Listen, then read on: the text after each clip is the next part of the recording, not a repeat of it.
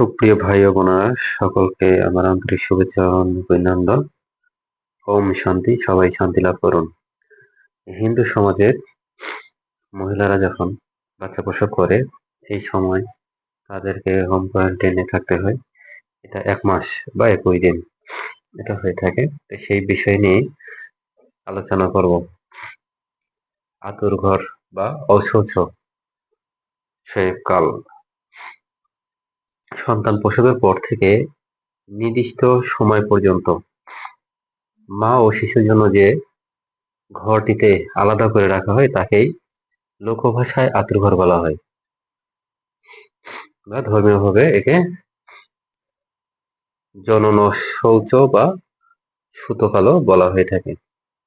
সাধারণত অঞ্চলভেদে এটা কেউ 21 দিনও মানে, কেউ 30 দিনও মানে।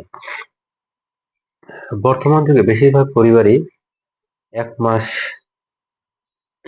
এই নিয়মটা মানতে চায়। এটা আসলে কেন করা হয়?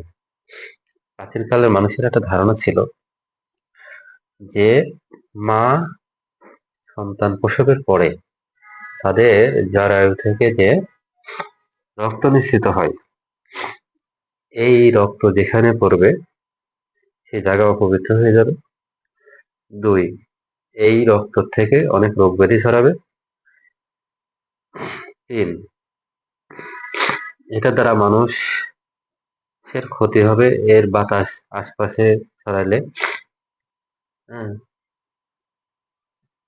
মানে ক্ষতির সম্ভাবনা আছে বিধায় তারা এই সময়টাকে আঁতুড়ঘরে রেখে দিত। আর একটা বিষয়, এটা তারা ছোঁয়াচে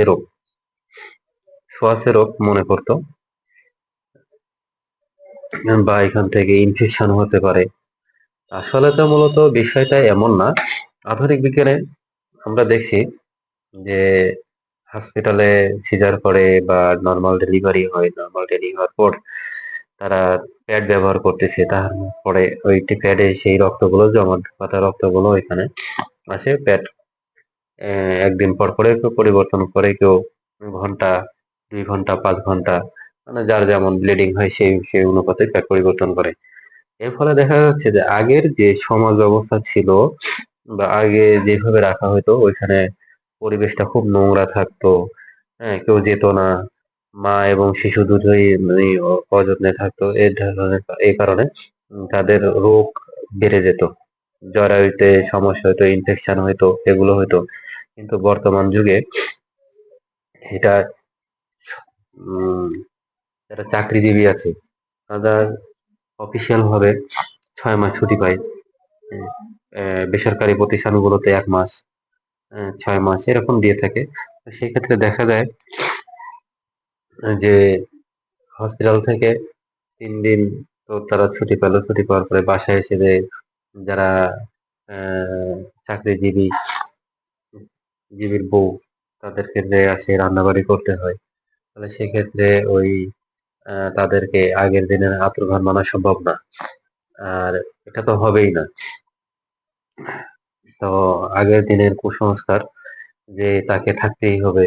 আর এখন দেখা যাচ্ছে যে এই 3 দিনে সে ওইখান থেকে আসার পরে 5 দিন বা 10 দিন বেড রেস্টে থেকে প্যাড খেলে ওষুধপত্র যেরকম অ্যান্টিবায়োটিক খাচ্ছে, ব্যথার জন্য ব্যথার ওষুধ খাচ্ছে, এবং ক্ষত শুকানোর জন্য ভিটামিন C, কমলা, মালটা, লেবু, এই ধরনের এগুলো খাচ্ছে, CBD খাচ্ছে। এই ধরনের ওষুধগুলো খেয়ে তারা খুব দ্রুত এটা শুকিয়ে যাচ্ছে, এবং বাচ্চার ক্ষেত্রে যেটা হচ্ছে, বাচ্চা রোগ ব্যাধিতে কম আক্রান্ত হচ্ছে। বাচ্চাকেও দেখা গেছে যে তাকে আহ, বিছানায় রাখা যাচ্ছে। হ্যাঁ, তো এই ধরনের কুসংস্কার বা এগুলো থেকে আমাদের বেরিয়ে আসতে হবে।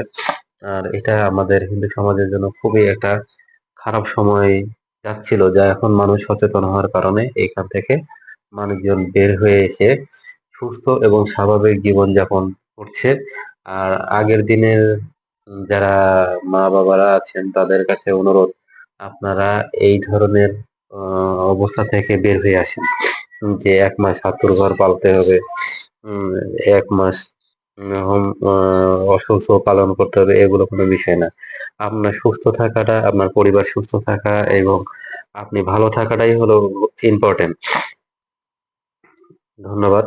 তো আশা করি আপনারা সবাই বুঝতে পারছেন যে এখন থেকে আমাদের হিন্দু সমাজে অশৌচ বা আতুর ঘর মানার দরকার নাই।